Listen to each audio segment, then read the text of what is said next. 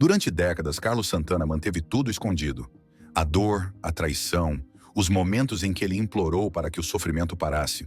Vimos a lenda do rock, o homem que conquistou Woodstock, mas nunca soubemos sobre as 7 vezes em que ele tentou acabar com tudo. Agora, aos 77 anos, Santana não está apenas revelando seus momentos mais sombrios. Ele está abrindo a cortina sobre a verdade que moldou sua vida, sua música e sua alma. Vamos conhecer a história completa.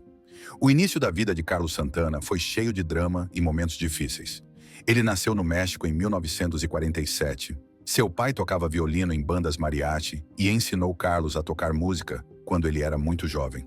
Quando Carlos tinha 8 anos, sua família se mudou para Tijuana. Essa mudança mudou sua vida em grandes aspectos.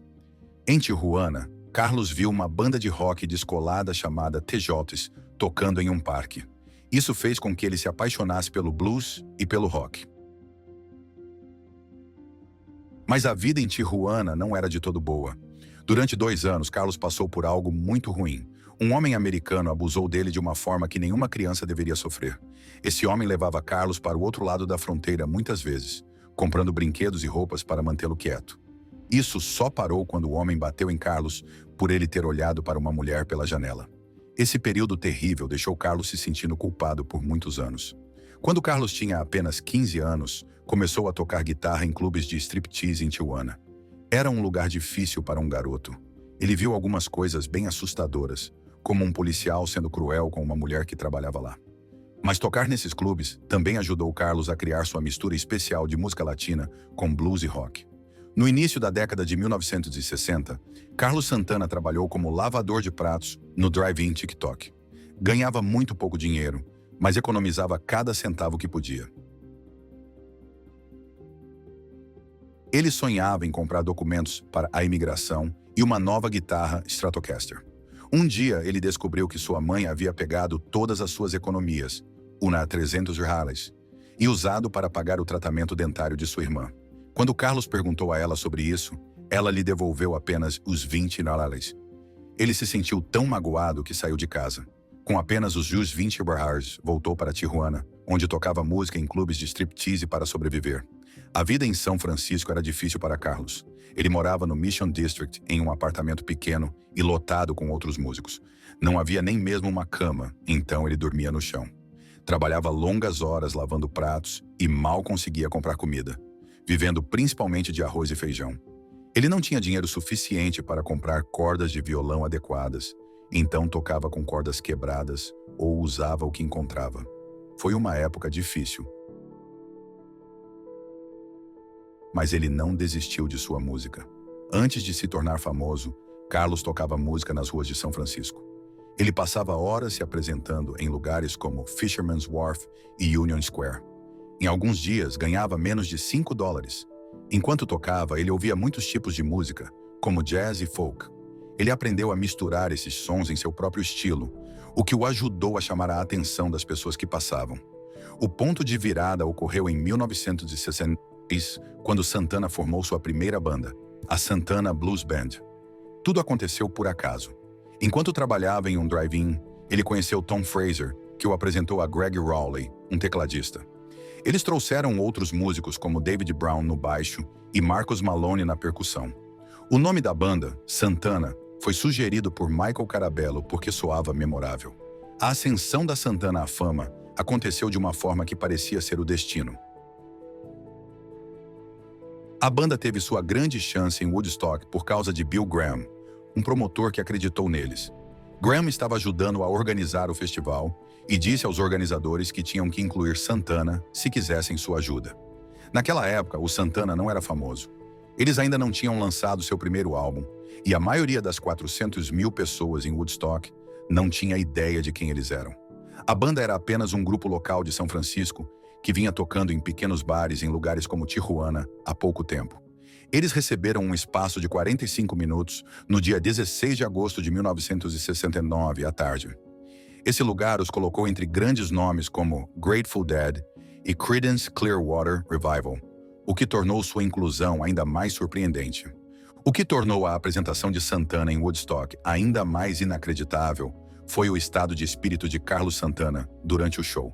Ele tinha apenas 22 anos de idade e teve um encontro inesperado com Jerry Garcia, do Grateful Dead. Depois de chegar ao festival de helicóptero, Santana pensou que eles só tocariam bem mais tarde naquela noite, talvez por volta das 3 da manhã. Enquanto esperava, Garcia deu a Santana algo para experimentar, possivelmente peiote, mescalina ou outro alucinógeno forte. Os efeitos atingiram Santana em cheio. Quando chegou a hora de se apresentar, mais cedo do que o esperado, ele já estava mergulhado em uma viagem vívida. No palco, ele viu o braço de sua guitarra se movendo como uma cobra, e isso o assustou. Para se manter firme, Santana tocou com os olhos fechados, confiando em seus dedos para encontrar as notas certas. Em um determinado momento, ele até orou, pedindo a Deus que o ajudasse a não se envergonhar diante da multidão. Woodstock mudou tudo para Santana. Sua apresentação os transformou em estrelas da noite para o dia. Bill Graham havia avisado Carlos que a fama chegaria com força após o festival, e ele estava certo. Apenas 2 semanas depois de Woodstock, o primeiro álbum de Santana foi lançado em 30 de agosto de 1969. O momento foi perfeito. De repente, eles não eram mais apenas uma banda local, mas uma sensação conhecida em todo o país. Graham ajudou a banda a capitalizar seu sucesso, reservando-os para grandes eventos, como o Gold Rush Festival, e até mesmo levando-os ao Ed Sullivan Show em outubro de 1969. Essas oportunidades solidificaram sua crescente popularidade. O primeiro álbum de Santana foi um grande sucesso. O disco auto-intitulado permaneceu na parada de álbuns pop da Billboard 200 por incríveis 108 semanas, chegando ao 4º lugar em novembro de 1979. Seu primeiro single, Jingle, chegou apenas ao número 56, mas foi a música Evil Ways que se tornou a grande descoberta. Ela subiu nas paradas, alcançando a 9ª posição, e passou 13 semanas no topo da classificação. É interessante notar que a decisão de incluir Evil Ways no álbum partiu de Bill, que incentivou a banda a fazer um cover da versão da música de Willy Bobo. O sucesso do álbum não trouxe apenas fama, mas também permitiu que Carlos Santana cumprisse uma promessa que havia feito à sua mãe. Com seu primeiro cheque de royalties, ele comprou uma casa para ela e garantiu que ela tivesse tudo o que precisava, inclusive uma geladeira nova. Esse foi o início de uma carreira que faria de Santana uma lenda do rock. Enquanto isso, Carlos Santana casou-se com Deborah King, filha do músico de blues Saunders King, em 1973, quando sua carreira musical estava atingindo o auge. Eles se conheceram em um show no Marine Civic Center e começaram a construir uma vida juntos. Com o passar dos anos, seu relacionamento se tornou mais do que apenas um casamento. Era também uma parceria nos negócios. Deborah desempenhou um papel importante no gerenciamento das finanças da carreira de Santana, especialmente durante a década de 1990, quando Carlos admitiu que poderia ter ficado sem nada sem a ajuda dela. Juntos, eles tiveram 3 filhos: Salvador, que se tornou compositor e líder de banda; Stella, cantora e compositora; e Angélica, escritora e produtora de filmes. Seu casamento durou 34 anos e também foi uma forte colaboração comercial. Em 1994, eles assumiram o controle total da Santana Band, com Deborah trabalhando como vice-presidente e COO da Santana Management até 2007. Eles também fundaram a Milagro Foundation em 1998, que ajudava crianças carentes em muitos países. Deborah foi uma parte fundamental do enorme sucesso de Carlos com o álbum Supernatural, de 1999, que ganhou 15 discos de platina e 9 prêmios Grammy. Mas o casamento deles não era tão perfeito quanto parecia. Em seu livro de memórias de 2005, Space Between the Stars, Deborah revelou que Carlos havia sido infiel. Essa revelação, entre outros problemas, levou ao divórcio do casal em 2007. Depois que o livro de memórias foi publicado, Carlos admitiu publicamente sua infidelidade. Ele disse que estava profundamente arrependido e pediu desculpas a Deborah e aos filhos do casal pela mágoa que causou. Ele explicou que não estava em seu estado de espírito adequado durante aquele período e prometeu se tornar o tipo de homem que ela queria que ele fosse. As lutas de Carlos durante esse período estavam ligadas a uma crise mais ampla em sua vida espiritual. Anteriormente, ele havia seguido um guru espiritual, Sri Chinmoy, mas deixou sua orientação em 1982 devido a desentendimentos sobre escolhas pessoais. O divórcio teve um grande impacto sobre Carlos. Ele chegou ao ponto mais sombrio de sua vida, o que o levou a 7 tentativas de suicídio. Ele sentia tanta dor que acreditava que a morte poderia ser melhor do que o sofrimento. Cada vez que tentava, porém, algo o impedia. Ele descreveu ter ouvido uma voz suave, porém poderosa, que dizia: "Estou sentado ao seu lado." Isso não é suficiente? Esses momentos, combinados com a visão de uma imagem de Jesus e o acendimento de uma vela, ajudaram a tirá-lo da beira do abismo. Com o tempo, ele voltou a encontrar alegria em coisas simples, como comer e respirar. A dor do divórcio também trouxe de volta lembranças de um evento traumático de sua infância, quando foi abusado sexualmente aos 10 anos de idade por um amigo de seu pai. Por meio de sua fé, ele acabou encontrando forças para perdoar o agressor, descrevendo o perdão como algo libertador. Sua jornada espiritual tem sido cheia de altos e baixos. Em 1973, seu guru lhe deu o nome Devadip, que significa lâmpada, luz e olho de Deus. Depois de deixar a orientação do guru, Carlos abraçou o cristianismo, o que lhe deu paz. Em 2015, ele estava tão comprometido com sua fé que falou sobre se tornar um ministro da igreja depois de se aposentar da música. Ele até planejava abrir uma igreja em Maui, no Havaí. Em 1999, Carlos Santana fez um retorno incrível aos 52 anos de idade, lançando um álbum chamado Supernatural, que se tornou um dos maiores sucessos da história da música. O álbum vendeu 30 milhões de cópias em todo o mundo.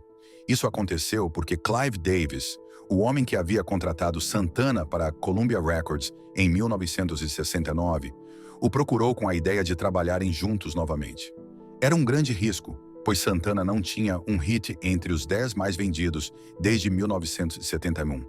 Mas deu certo de uma forma que ninguém esperava. No Grammy Awards de 2000, Santana ganhou 9 prêmios em uma noite, empatando com Michael Jackson no maior número de Grammys já conquistados de uma só vez. O álbum chegou ao primeiro lugar em 11 países e permaneceu no topo das paradas americanas por 12 semanas. Santana também fez história como o primeiro artista hispânico a ganhar o Grammy de Álbum do Ano. Uma das músicas mais famosas de Supernatural foi Smooth, mas quase não aconteceu. A música começou como uma ideia grosseira chamada Room 77, que falava sobre um encontro de uma groupie com Santana em um hotel. Pete Gumbarg, um executivo de A&R, achou que o álbum precisava de um grande sucesso e insistiu na música. Santana não estava interessado no início e foi preciso uma mensagem pessoal de Clive Davis para convencê-lo. Rob Thomas, que escreveu e cantou a música, estava vivendo uma vida descontraída em Manhattan quando se envolveu. Santana queria que a banda e Thomas apresentassem a música ao vivo no estúdio, o que, segundo ele, criou um tsunami de positividade. O resultado foi um grande sucesso. Smooth tornou-se a última música número 1 da década de 1990 e a primeira da década de 2000, permanecendo no topo da Billboard Hot 100 por 12 semanas. Passou 30 semanas no top 10 e permaneceu na parada por 58 semanas no total. A vida de Santana mostra até onde o trabalho árduo pode levar alguém. No início da década de 1960, ele se mudou para São Francisco e trabalhou como lavador de pratos. Ele também tocava música nas ruas em troca de gorjetas. Atualmente, seu patrimônio líquido é estimado em 20 milhões de dólares. Seu sucesso disparou depois de Supernatural, que gerou mais de os 375 milhões de dólares em vendas.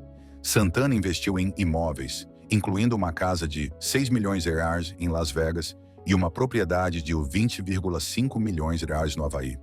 Ele também é um homem de negócios inteligente, tendo iniciado uma cadeia de restaurantes mexicanos chamada Maria Maria com o chefe Roberto Santibanez. Mesmo aos 77 anos de idade, Santana não diminuiu o ritmo. Ele continua a se apresentar em Las Vegas, no House of Blues, no Mandalay Bay Resort and Casino. Sua residência, chamada An Intimate Evening with Santana, Greatest Hits Live, apresentada pela Sirius XM, está em vigor há 13 anos e será estendida até 2025. Ele faz shows de alta energia várias noites por semana, com novas datas programadas para o início de 2025. Santana também é um dos únicos artistas, junto com os Rolling Stones, a ter um álbum entre os 10 mais vendidos em cada década desde os anos 1960. Parte do dinheiro de seus shows vai para instituições de caridade como a Milagro Foundation e a House of Blues Music Forward Foundation, mostrando sua dedicação em retribuir. Em setembro de 2024, Carlos Santana teve que cancelar vários shows importantes porque precisava de uma cirurgia urgente para um problema nas costas. Ele cancelou seu show de 4 de setembro em Albuquerque, no Isleta Amphitheater, e seu show de 2 de setembro em Phoenix. O guitarrista de 77 anos, que vinha tocando sentado nas últimas apresentações, também adiou seus shows de setembro e início de outubro no House of Blues, em Las Vegas. Apesar de ter cancelado alguns shows, ele ainda conseguiu se apresentar nos dias 27, 28, 30 e 31 de agosto. Um desses shows foi no Kia Forum, em Inglewood, e foi muito especial.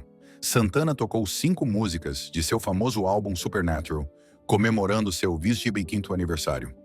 Essas apresentações mostraram que, mesmo com problemas de saúde, Santana se viu envolvido em uma grande polêmica por causa de comentários que fez sobre identidade de gênero durante um show em Atlantic City, Nova Jersey. Ele fez um discurso de 15 minutos sem roteiro que incomodou muitas pessoas. Em seu discurso, ele falou sobre o gênero ser decidido antes do nascimento. Isso deixou o público desconfortável e o momento se tornou viral depois que alguém compartilhou um vídeo online. Santana foi citado dizendo: "Quando Deus fez você e eu, antes de sairmos do útero, você sabe quem você é e o que você é." Depois disso, ele se desculpou no Facebook por seus comentários insensíveis e admitiu que suas palavras haviam magoado as pessoas. Mais tarde, porém, ele excluiu o pedido de desculpas e, em vez disso, publicou um poema misterioso que dizia: "A energia da consciência gera sua própria espécie. O ódio gera ódio. O amor gera amor." Isso aumentou a controvérsia, especialmente porque aconteceu em um momento em que muitos projetos de lei anti-LGBTQ estavam sendo introduzidos no Zimononauá, alguns visando jovens transgêneros. Durante o mesmo show em Atlantic City, Santana também demonstrou apoio público ao comediante Dave Chappelle. Ele disse: "Eu sou assim com meu irmão Dave Chappelle", referindo-se à estreita ligação entre eles. Isso causou mais repercussão, porque Chappelle foi criticado por seu especial da Netflix, The Closer, que fez comentários controversos sobre pessoas transgênero. O apoio de Santana a Chappelle ocorreu em um momento em que muitos estados do Sequaninus-Naninonima estavam aprovando leis contra os direitos LGBTQ, o que piorou a situação. Grupos de defesa, incluindo líderes da San Francisco Pride, criticaram os comentários de Santana. Muitas organizações de direitos civis alertaram que comentários como esses de pessoas famosas poderiam tornar a vida ainda mais difícil para os indivíduos transgêneros. A reação foi especialmente forte porque Santana é uma figura conhecida na Bay Area e tem grande influência no mundo da música. Apesar de tudo isso, a música de Santana continua a brilhar e sua banda se tornou um esforço familiar. Sua esposa, Cindy Blackman Santana, é a baterista da banda desde 2015. Aos 64 anos, ela é uma musicista incrível e frequentemente rouba os holofotes com seu talento. No show do Kia Forum, ela impressionou o público com um solo de bateria impressionante durante o bis após Are You Ready? O filho de Carlos, Salvador, de seu primeiro casamento, também faz parte da banda. Aos 41 anos, Salvador toca teclados, percussão e vocais, até mesmo adicionando rap a músicas como Maria Maria. Seus shows, parte da Honest Tour, apresentam um setlist de 18 músicas com clássicos antigos e novos sucessos. Olhando para o futuro, Carlos e sua família estão se preparando para uma residência prolongada no House of Blues Las Vegas em 2025. O show intitulado An Intimate Evening with Santana, Greatest Hits Live, será realizado de janeiro a maio e promete mostrar seu incrível vínculo musical. Carlos Santana, aos 77 anos, tem uma maneira profunda e única de pensar sobre a vida e a mortalidade. Suas ideias vêm de sua jornada espiritual, que o moldou ao longo dos anos. Ele já seguiu os ensinamentos de Sri Chinmoy e se tornou um cristão nascido de novo em 1992. Sua esposa, Cindy Blackman, também desempenhou um papel importante na maneira como ele vê a vida e a manutenção da saúde. Juntos, eles se concentram em 4 coisas importantes: dieta, devoção, dedicação e disciplina. Santana acredita que ser forte e cheio de vida não se trata apenas de comer os alimentos certos, mas também de alimentar sua mente e seu espírito. Segundo ele, você pode comer a melhor comida e ainda assim ser fraco se não pensar corretamente. Sua vida espiritual é muito forte, e uma vez ele teve uma experiência mística com a Virgem de Guadalupe. Esse momento o transformou profundamente e agora ele costuma perguntar aos outros: o que Deus está dizendo a você neste momento? A mensagem de Santana para seus fãs é maior do que a música. Ele quer que as pessoas despertem espiritualmente e se sintam poderosas em suas próprias vidas. Ele costuma dizer ao seu público para celebrar sua própria luz e sua divindade. Ele acha que é importante levar esperança e coragem ao mundo, especialmente quando as pessoas estão passando por dificuldades. Santana vê o panorama geral e quer encontrar maneiras de levar paz, conforto e união a todos. Ele criou a Milagro Foundation em 1998 para ajudar crianças de todo o mundo com educação e saúde. Ele também defende a justiça social e luta pelo que é certo. Em um jogo de direitos civis do Atlanta Braves, ele se manifestou dizendo: "Estou aqui para dar voz aos invisíveis."